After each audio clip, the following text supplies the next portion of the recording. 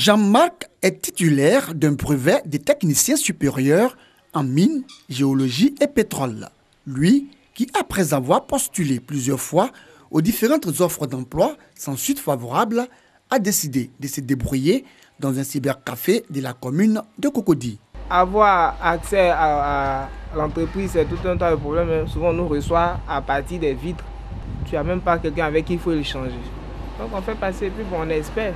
Si je voulais attendre l'entreprise, je ne serais pas assis ici aujourd'hui. J'allais m'asseoir et puis attendre à ce qu'on m'appelle parce que j'ai tellement postulé que j'attends à ce qu'on m'appelle un jour. Mais je ne l'ai pas fait. Si toi, tu ne travailles pas, peut-être que ton voisin travaille. Sinon, vraiment, je ne sais pas si les gens travaillent. C'est très difficile. On veut fuir même notre formation pour aller soit se retrouver à la fonction publique, même les concours encore qu'on passe pour les avoir. C'est vraiment un problème encore. L'employabilité des jeunes en Côte d'Ivoire, une question qui fait grincer les dents. Diplômés et non diplômés, logés à la même enseigne. Si vous nous donnez des formations, nous on les apprend. Maintenant sur le terrain, on nous dit là-bas que vraiment vous êtes mal formés. Je pense que le vrai problème, c'est l'État. Les Ivoiriens pensent que la difficulté réside au fait que le métier qu'ils ont fait dans les études, c'est la même chose qu'ils vont faire dans la vie active. Et pourtant, la vie active n'est pas ça. La vie active, c'est que quand tu termines tes études, tu trouves le premier boulot. Dans le premier boulot, tu auras des contacts et des relations qui pourront te permettre d'atteindre l'objectif que tu t'es fixé en commençant tes études. C'est un problème de la formation et le marché de l'emploi. Bon, pour moi, je pense que c'est inadéquat. Voilà, on n'arrive pas à mieux insérer les étudiants après leur formation. Voilà, parce que après la formation ici, ce que nous recevons comme enseignement n'a rien à voir avec ce qui se fait sur le terrain. Lorsque on postule à des offres d'emploi, eux-mêmes à des offres de formation, pour un seul poste, on fait asseoir plus de 50 personnes. Et après, c'est arrivé maintenant, on dit aux gens que votre parcours ne correspond pas. Or, vous avez postulé. C'est le problème du salaire qui pose problème. Quand tu es père de famille, il faut que tu arrives à nourrir cette famille, à l'escolariser pour qu'ils aient un lendemain meilleur. Mais on n'arrive pas à le faire.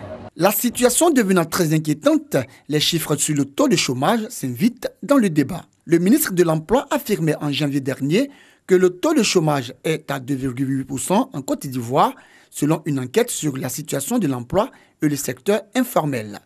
De son côté, un rapport de la BAD annonçait en mars dernier que le taux de chômage en Côte d'Ivoire se situe entre 70 et 90% lors du lancement de l'édition 2018 des perspectives économiques en Afrique.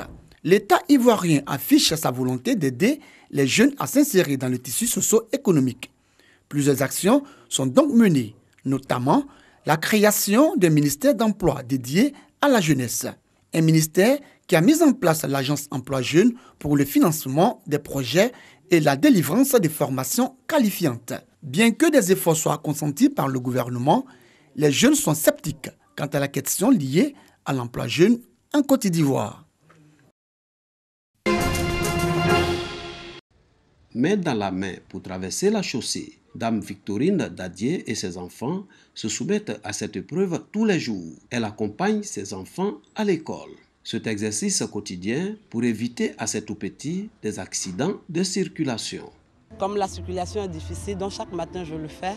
Je les aide à traverser la route pour être rassurés qu'ils sont bien arrivés à l'école et ne largent pas au travail.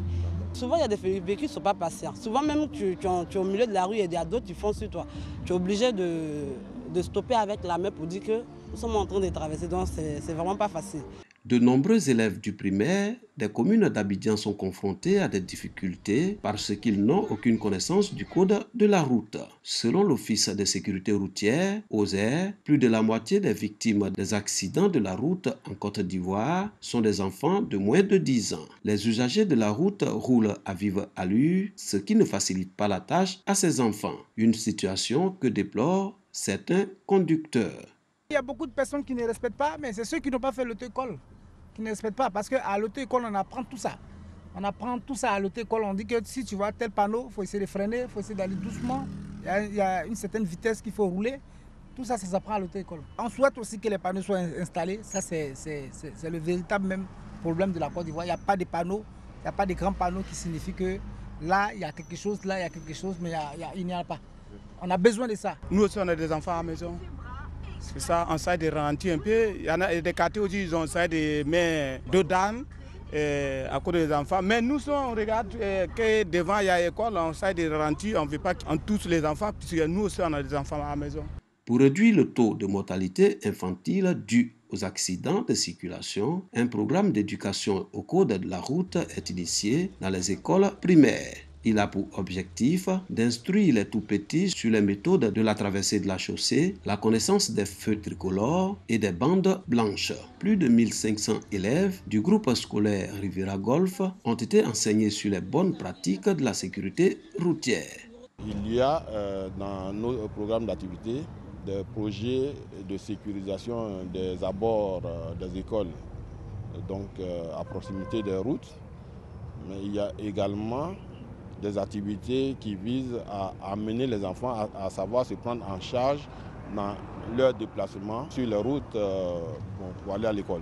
Il y a des panneaux, et comme vous l'avez remarqué vous-même, lors des sketchs qui ont été présentés par les enfants, il y a eu disons, un passage en revue des éléments fondamentaux, et ce qui prouve que les enfants ont été bien encadrés. Pour le projet pilote, nous avons fait produire tous les panneaux de signalisation routière, de même que les messages qui sont adressés aux enfants.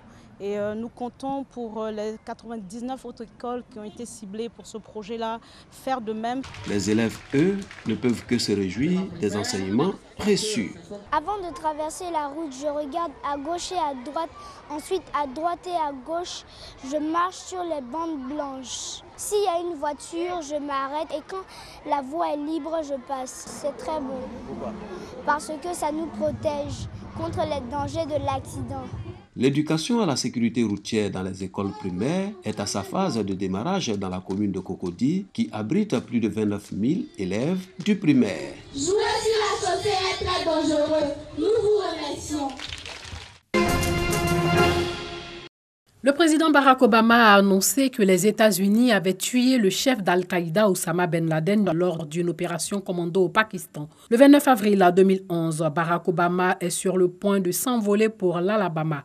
Il doit faire le point sur les dégâts causés par les tornades.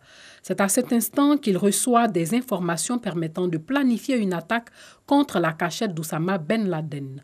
Le président américain sait depuis août 2010 que Ben Laden se cache dans une résidence ultra sécurisée à Abbottabad, une ville du nord d'Islamabad, au Pakistan. Barack Obama donne le feu vert à une intervention. Les forces spéciales de la marine américaine planifient une attaque éclair. Après des semaines d'observation, les renseignements américains ont établi que le complexe construit en 2005 est protégé par des murs d'enceinte hauts de 4 à 5 mètres et surmontés de fils barbelés. À l'intérieur, d'autres murs séparent les différentes parties du site. L'accès est contrôlé par 2 portails de sécurité. Quelques fenêtres donnent sur l'extérieur. Une terrasse est protégée par un mur de 2 mètres.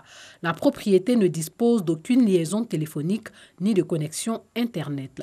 Le 1er mai 2011, peu avant minuit, à bord d'hélicoptères, les commandos américains se dirigent vers la propriété.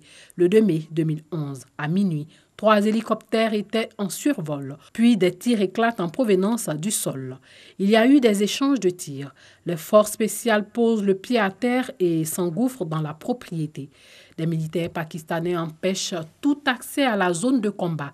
Toujours le 2 mai 2011, minuit 30, les combats sont violents à l'intérieur du complexe.